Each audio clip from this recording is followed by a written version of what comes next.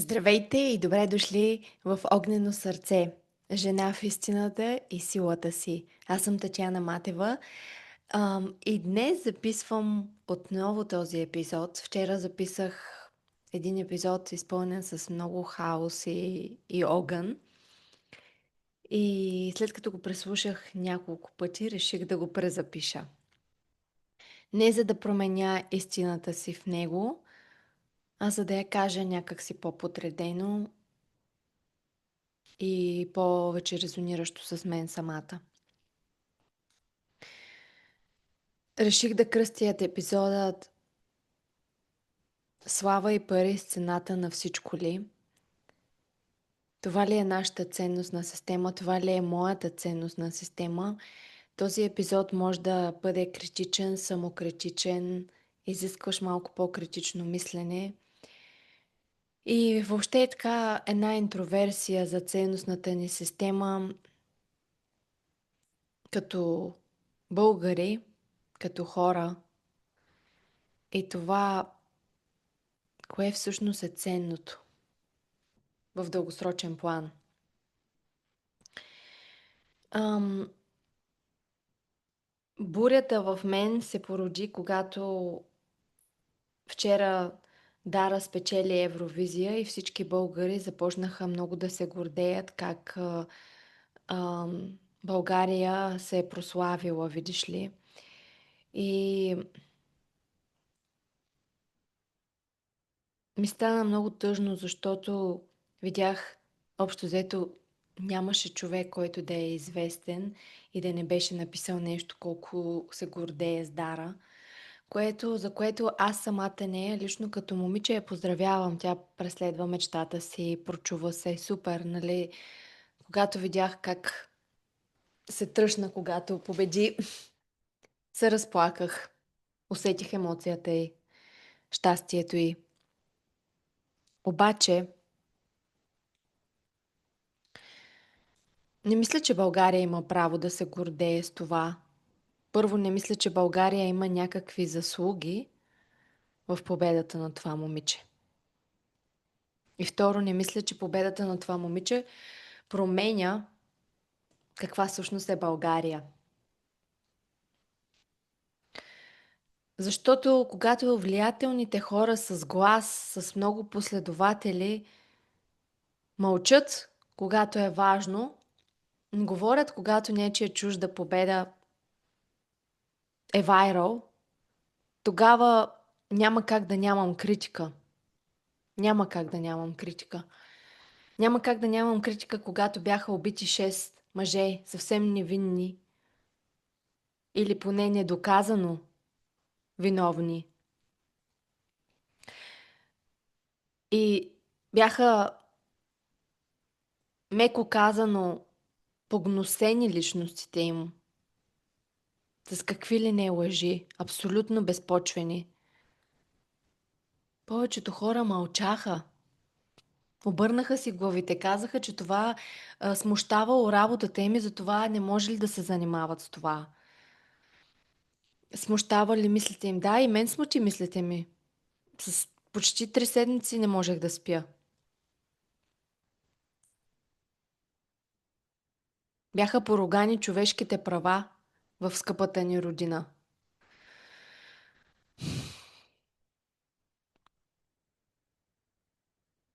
Не, България не се променя след като спечели Евровизия. България си е същата. Когато зимата, декември месец, всички излязоха на протести, защото им писна да бъдат мачкани, тогава бях горда с България, защото видях общността в България като гласност, като маса, какво може да направи. Младите хора излезли на протести и казвайки не на корупцията, не на високите данъци, не на инфлацията и на всички изкуствено създадени политико-икономически стратегии. Тогава бях горда. Да, това е моята България, споделях рилове. Сега Каква заслуга ние имаме като общност, като маса в победата на едно момиче, създало поп-сонг песен, поп-песен, поп-сонг, поп-песен за Евровизия, писана от грък на английски. Искате ли да ви кажа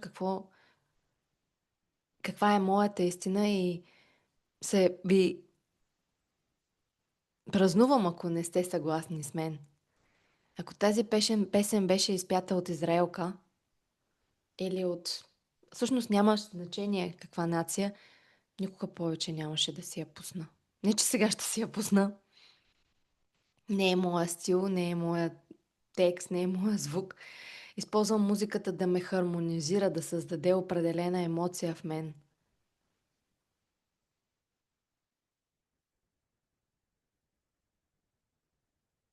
Това означава ли, че Дара няма право да спечели, защото на Татяна ни харесва песента? Абсолютно не. Абсолютно не. Тя си е създала поп-песен да гони чуждите поп-пазари, диско-клубовете с песен, с която може да се размазваш по дискотеките им. Супер! Браво! Това е нейната цел. Какво общо има това с България? Че е родена в България. Означава ли, че ако направя нещо супер велико утре, България ще си припише заслугите също? Аз не живея през по-голямата съзнателна част от живота си не живея в България.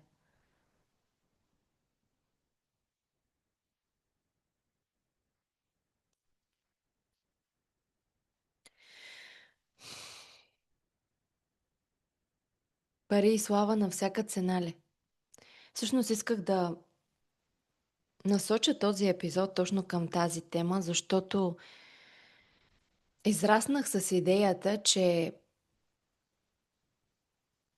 успехът е гарантиран, успехът е лесен на хората, които или са известни, или са богати. И дълго време, до вчера, 42 години, вярвах, че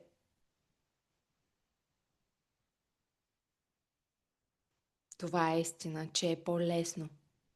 И наистина, може би, е по-лесно за успеха, за его успеха, за валидацията, за феновете, за услугата, нали, всички да те възхваляват. Сигурно е по-лесно.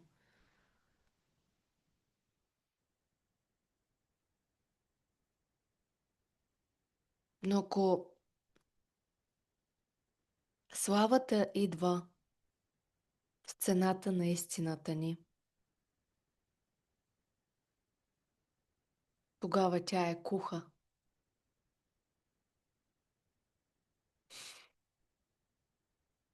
Точно за това избрах и да уча в чужбина, защото исках да избягам от тази българска реалност на или трябва да си известен, шоу в бизнеса, по телевизията, или трябва да имаш много кинти. И днес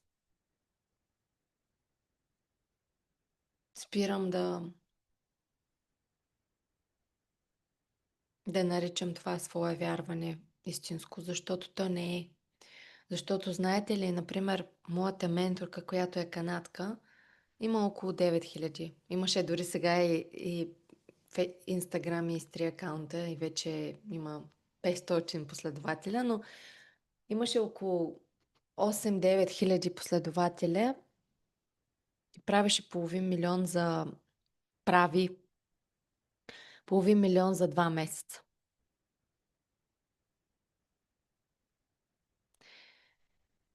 И си давам сметка, нали, това, за което и вчера в епизода говорих,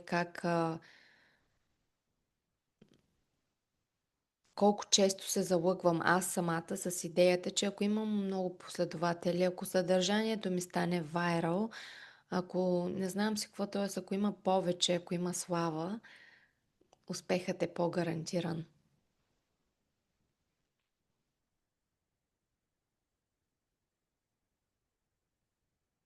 И,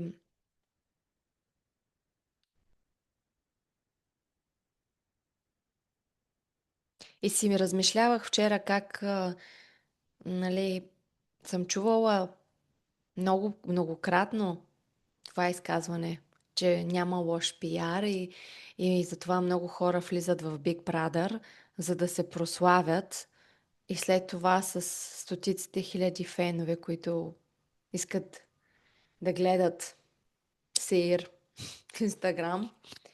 След това някакси успяваш да им продадеш каквото и решиш, каквото и да решиш и някакси така болезнена равносметка си правя на себе си, че имам високи ценности, а в същото време някакви стари вярвания се стоят в мен. И какво е вярването? Вярването е една мисъл, повторена достатъчно пъти, за да бъде затвърдена като вярване.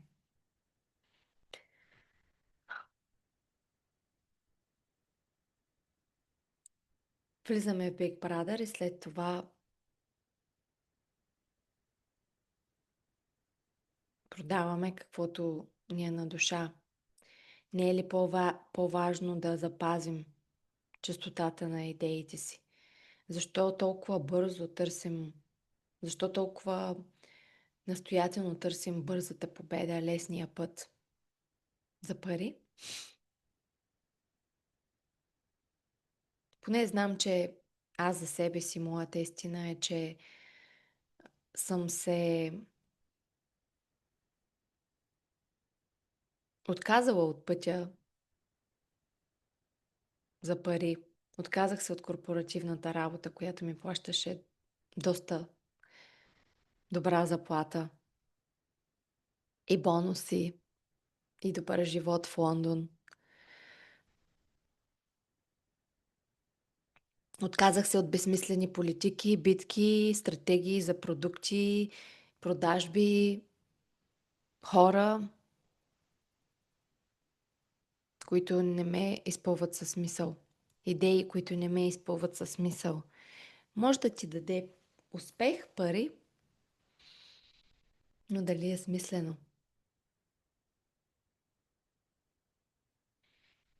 И понякога смисълът идва не толкова в промяната на какво правим, а как го правим.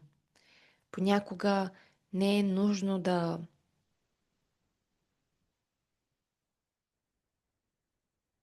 сменим всичко, за да разберем, че има пренастройване на вътрешните вярвания. Имах една клиентка, която е фармацевт и ам, имаше голяма такава морална вътрешна дилема за това, след като не вярва в тази индустрия, как да продължи да работи. И в един момент осъзна, че идеята да помага на хората е накарало да работи, да учи тази работа и тази професия и всъщност тя може да продължи да помага на хората и с тази идея живота й се преобърна по начина, по който продължи да бъде фармацевт. И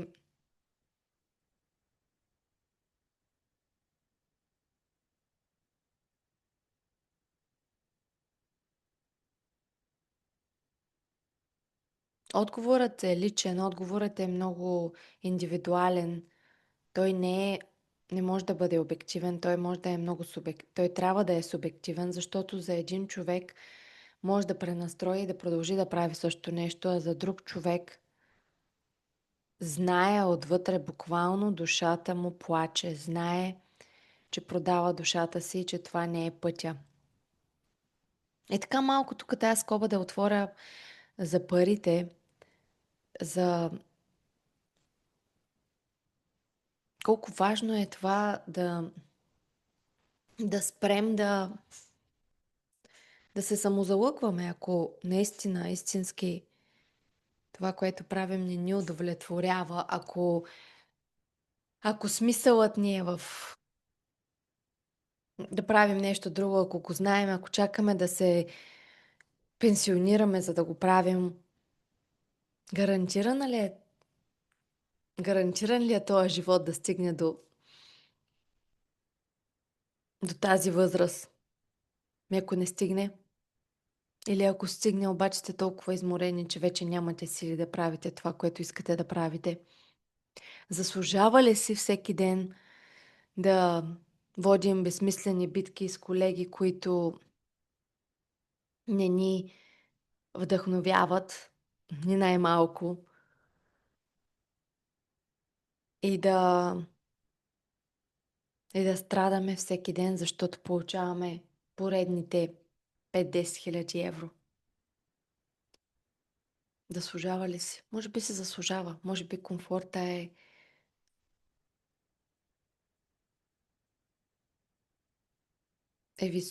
нужен.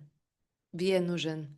Аз мога да ви кажа за себе си, че когато избереш пътя на душата, истината си, цената е висока. Цената е с това да изхарчиш всичките си спестявания. Цената е с това да продаваш на приятелите си продуктите си с надежда, че най-накрая те ще разберат колко е важно за теб да споделят и да помогнат на бизнеса ти да расте.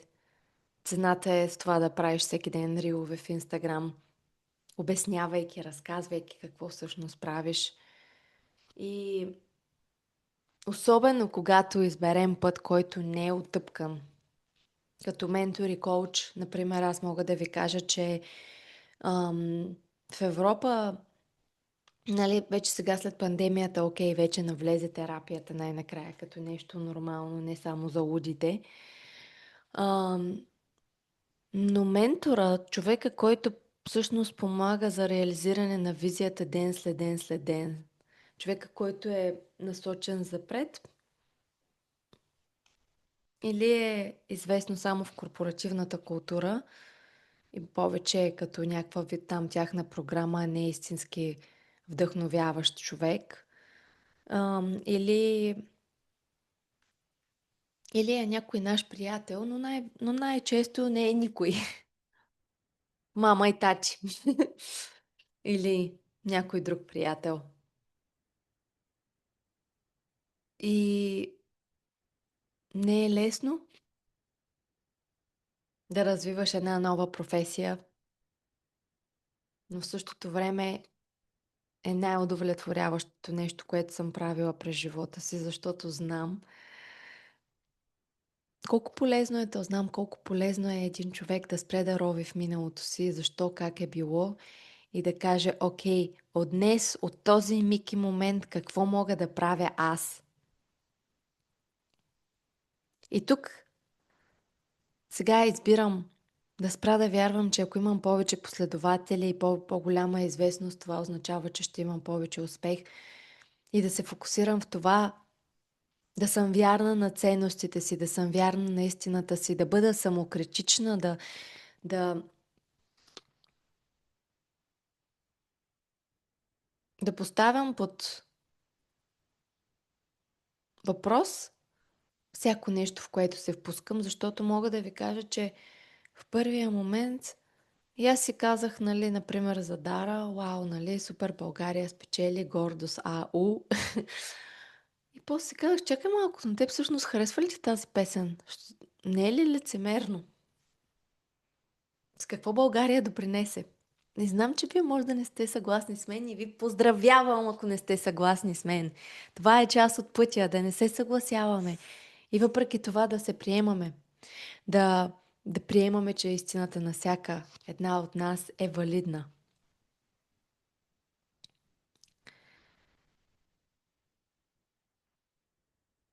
А за България смятам, че има още много, много хляб да изяде. Смятам, че е нужно всички ние да разберем, че не може само богатите и известните да имат права,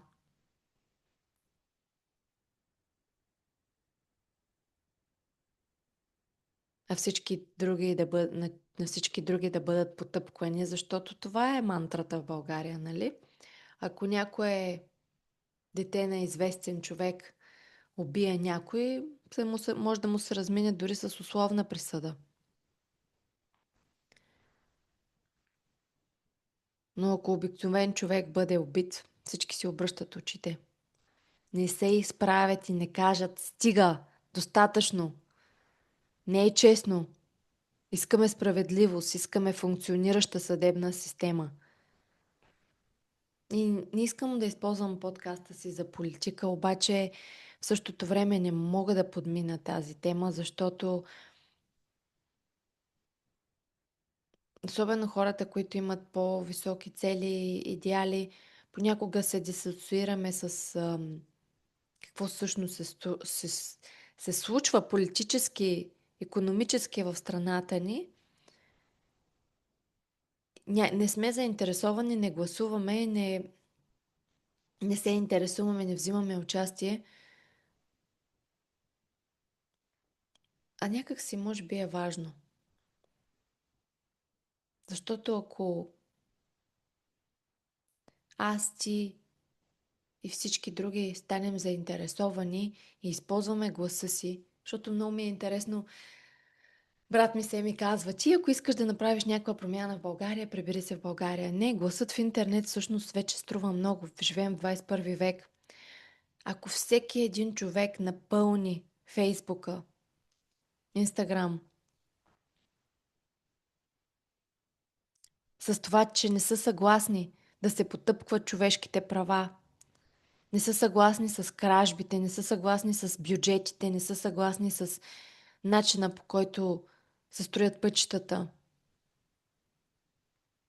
не са съгласни да се въртят едни и същи личности в медийното пространство, тогава може би гласът няма да е глас в пустиня. Но това ще изисква кураж и истина. Различна ценностна система. И най-вече различни вярвания. Ако ние продължим да вярваме, че само славата и парите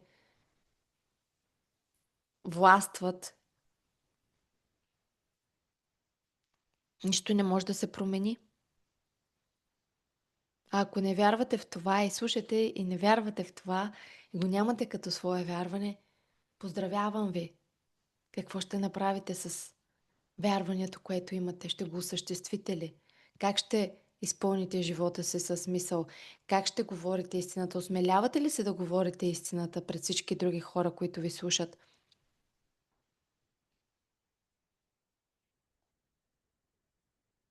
И не за да се караме, защото понякога ми е тъжно как в нашата култура, в нашата образователна система не е въведено както например, в британската и в американската система, да кажем, аз съм запозната с тази от Англия, където съм живяла и учила. Ам, да има дебат, да има здравословен дебат, не да се караме, ама да имаме възможността да се чуем и да се разширим и да се обогатим.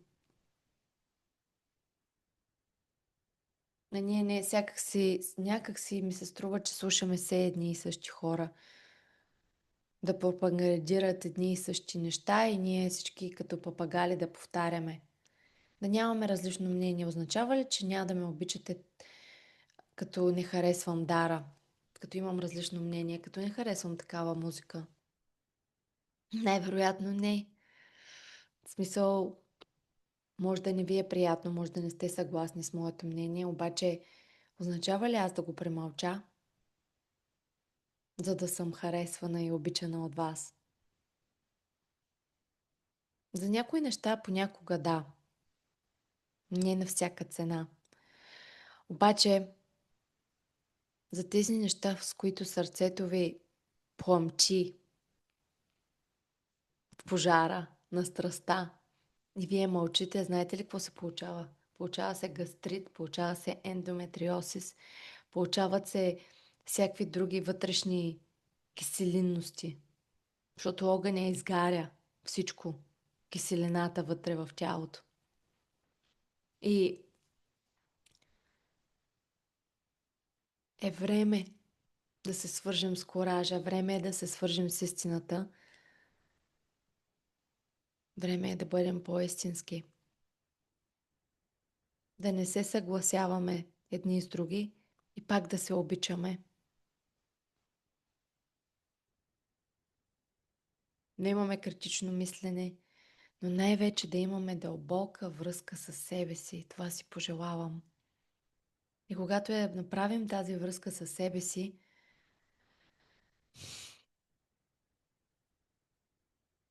да успеем да я изразим навън.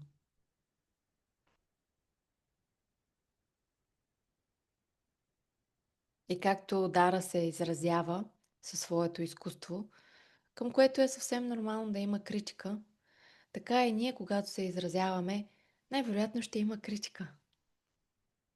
Най-вероятно не от всякъде ще блика външната валидация и одобрение, и хвалби, и фенове.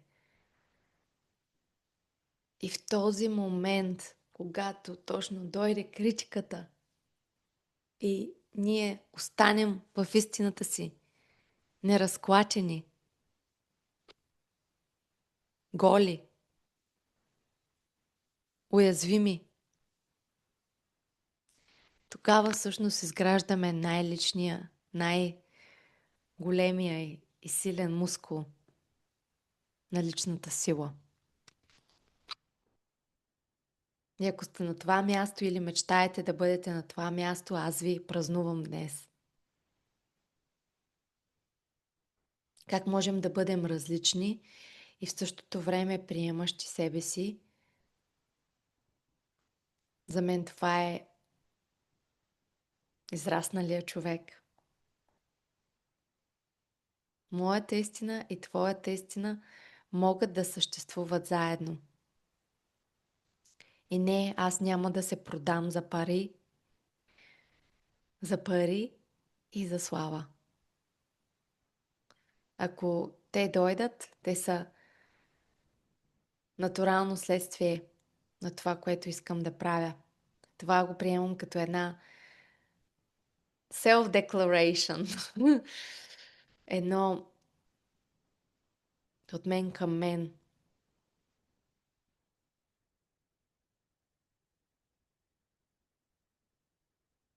Не ми идва думата на български къмитване. Деклариране. Както и да го кажем. Благодаря ви, че изслушахте този разговор. Малко по-подреден от вчерашния, но темата е същата. Нашите ценности, пускането на старите, които вече не ни служат